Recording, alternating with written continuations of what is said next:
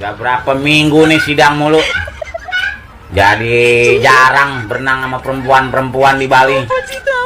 Aduh, mana saksi ahlinya jago-jago banget lagi bikin gua pusing.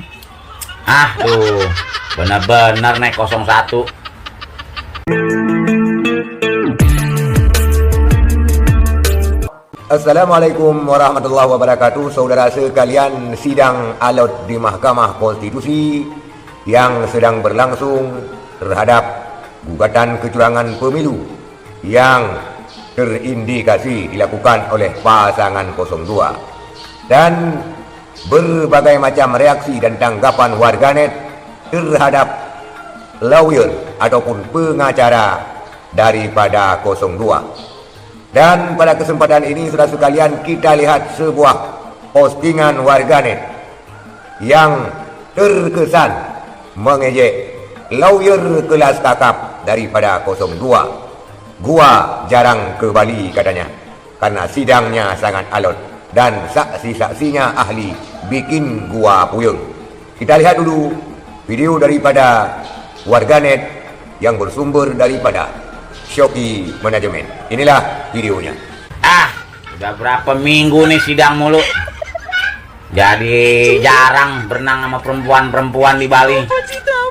Aduh, mana saksi ahlinya jago-jago banget lagi bikin gua pusing.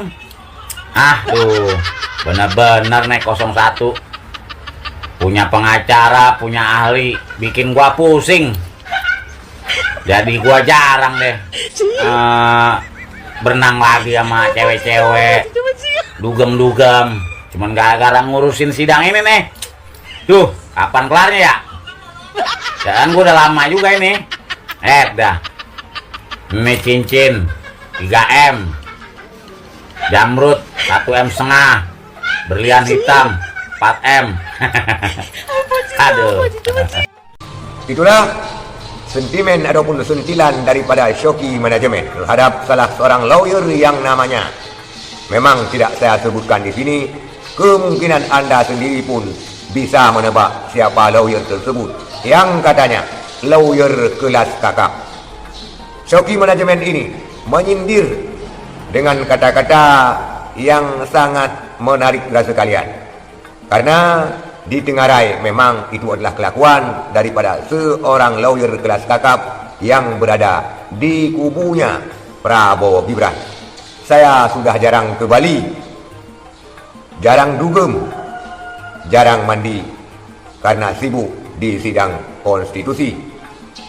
Lagipun pengacara 01-nya bikin puyeng katanya, sehingga aktivitas sebagaimana sering tersebar di media sosial terhenti karena kesibukannya di Mahkamah Konstitusi.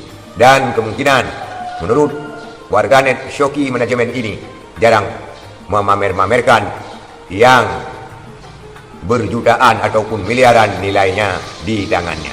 Itulah saudara sekalian reaksi daripada warganet terkait situasi politik sekarang ini yang alot berjalan di Mahkamah Konstitusi.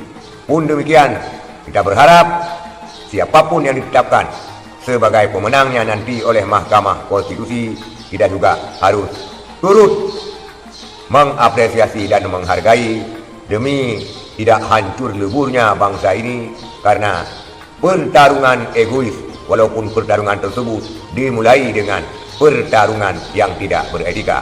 Sekian saudara sekalian, terima kasih. Assalamualaikum warahmatullahi wabarakatuh.